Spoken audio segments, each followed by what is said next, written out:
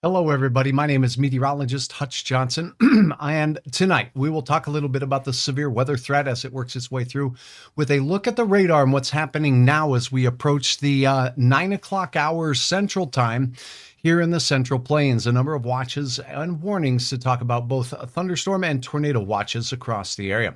We're going to look ahead as well as the forecast where these storms are going to go late tonight and overnight.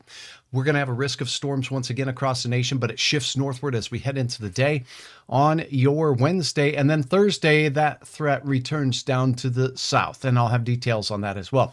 We'll get started right now. We're not going to make you wait. Let's take a look at that radar as we head into the evening hours. Most of the activity working its way into the Central Plains. The yellow area that you see here as we zoom in is essentially New Mexico, southern parts of Colorado, and storms continue to be severe. Let's start up north in Colorado, where we have a very active cell right here with a severe thunderstorm warning taking place in the area of Orange here. It's just about out of the box, but a lot of pink showing up on this storm moving to the northeast.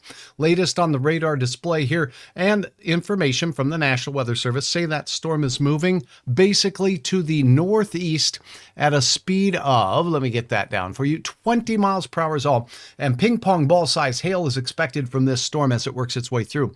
Now, just because of its location presently, there's another storm to the north of it with the movement of this storm basically north of I-70, as you see here, moving through the Burlington area. That stout storm is mainly going to impact rural areas. However, the DOT cams out there in Colorado provide us with quite the view of this particular storm system. I thought I'd take you out there right now. Let's zoom in to eastern Colorado. We're looking at areas north of the interstate here, Interstate 70. And as we go way out to the east, north of the Burlington area, that's where this storm is. So we'll look at the Bethune camera here and see if we could get a glimpse of it. Nope, that one's not so good. Let's go back off to the west, just a pinch, and there you go.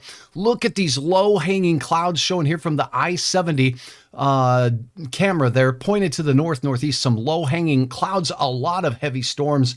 And thank you, Rebecca. I sure appreciate you chiming in. By the way, if you are unfamiliar with Hutch, I am a meteorologist of the better part of 30 years. Broadcasting's been my game for the last 27 of them.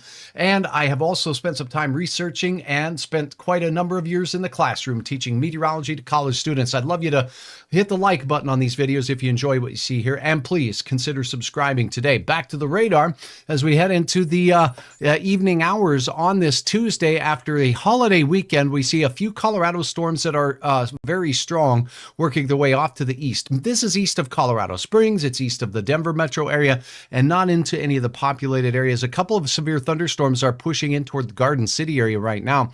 Let's take you to the latest radar there. 1.25 inch diameter hail possible from these cells as they work their way through. Notice there's this pink area over Garden City. Those storms quite strong. We also have another batch of strong thunderstorms producing large hail in a rural area that's just to the southwest of the Garden City area, moving in that general direction. Those storms remain strong. And again, in the area of yellow that you see here, that is a severe thunderstorm watch. That watch means all the ingredients are there for severe storms. Now, earlier storms moved through places like Dodge City, Kansas, producing 1.7 inch hail outside of Dodge City out to the east of you, and to the southeast of you right here. Look at this, a 2.5 inch hailstone reported at 11:15 in the morning right in Ashland, Kansas. That's some headache hail right there, to tell you the truth, as we look down to the southeast. Storms extend all the way down into Texas. Now, New Mexico, you have an active severe thunderstorm warning. It doesn't look so bad, but we'll have to switch to the radar that's a little bit closer. Check this out. The warning here says considerable damage possible. We're talking golf balls here, folks.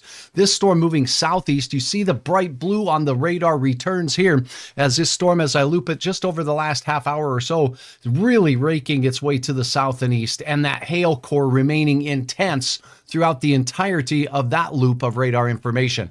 That is a considerable storm, and with hailstones that large, gusty straight line winds can be a threat as well. Let's take you down a little bit farther to Lubbock, Texas. All of these areas surrounded by red boxes. That is a tornado watch. That means the ingredients are there. There's some spin in the atmosphere, and these storms are going to be capable, or in an environment conducive to producing tornadic thunderstorms. Let's take you to the strongest storm that we see here heading right towards Post. This is on the outside of the area of Lubbock to the south, and southeast of you. This storm's moving southeast. The latest from the National Weather Service here is saying that there is some potential for hail. The hail size maximum right now picked up by the Doppler radar, about 1.25 inches. The risk of severe hail is about 60% from this storm here as it makes its way towards the highway down there near Tahoka and Post. Now let's take a look at the velocity inside the storm and analyze what's going on with regards to if there's any rotation or spin. This is called storm relative velocity, so it subtracts out the storm motion, and I do not see much in the way of shear with that particular storm at this time. That's the good news. This is a severe thunderstorm warning, and it's mainly going to be capable of some hail potential, and in fact, it's considerable threat from that storm.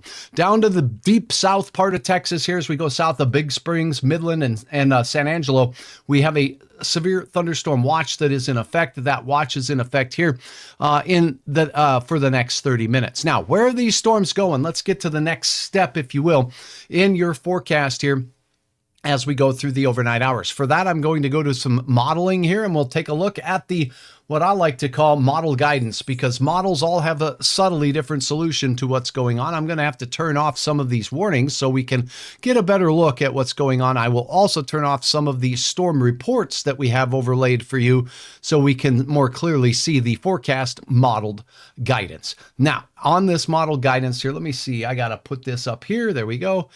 And let's go ahead and see if we could get this thing to loop out here just a little bit and show us what we can expect for the overnight tonight. Now, this is tonight's severe weather threat. These storms will continue to trek eastward. Notice their intensity does tend to wane just a little bit with the setting sun.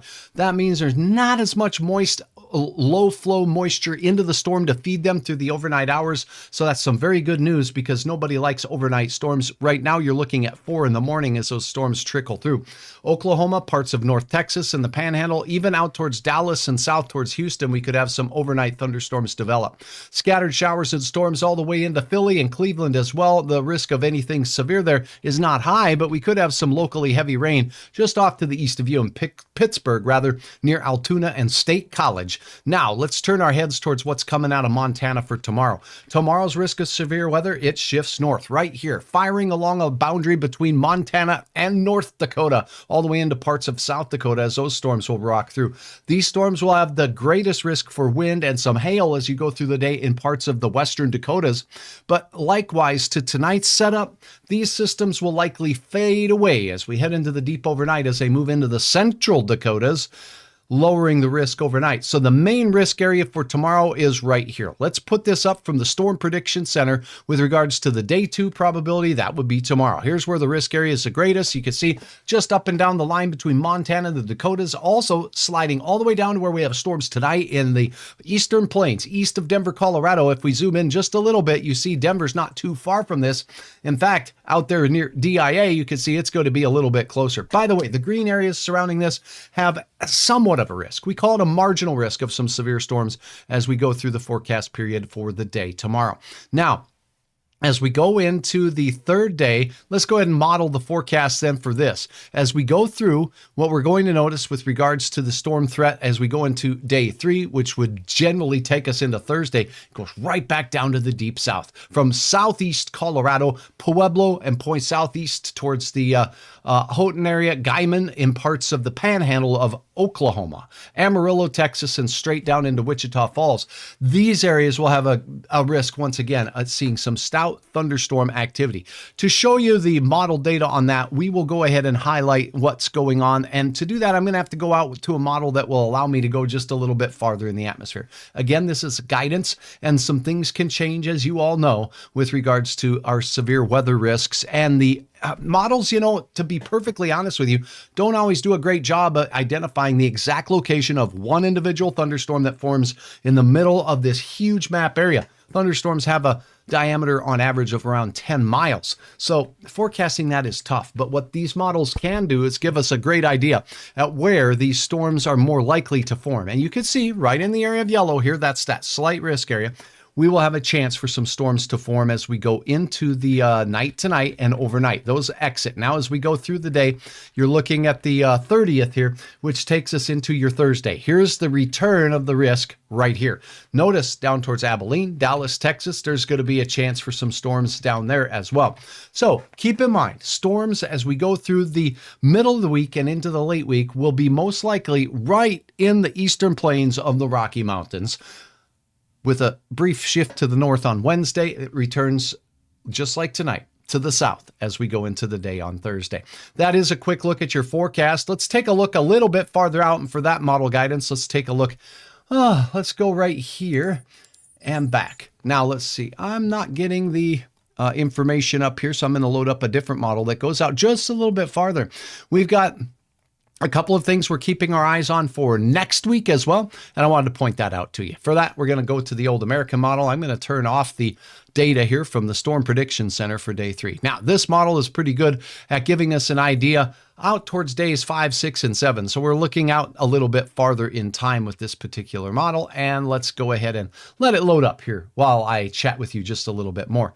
Okay, here we go. So as this model moves along, here we take you into that time frame as we head into your Thursday. Now we're looking at Friday night. Look at this, down towards Louisiana, some heavy thunderstorm activity. Notice how quiet things are out to the west for now. Then as we take a look here, as we go into the day on your Saturday and Sunday, showers and thunderstorms will return to the northern plains. Now look what happens out here near Winnipeg. The date here is going to be on the 2nd in the afternoon. That's Sunday. So Sunday, we could have some stout thunderstorms forming in the eastern Dakotas, moving into Minnesota, Iowa once again, that has been very hard hit with severe storms this year, as has much of the state of Nebraska.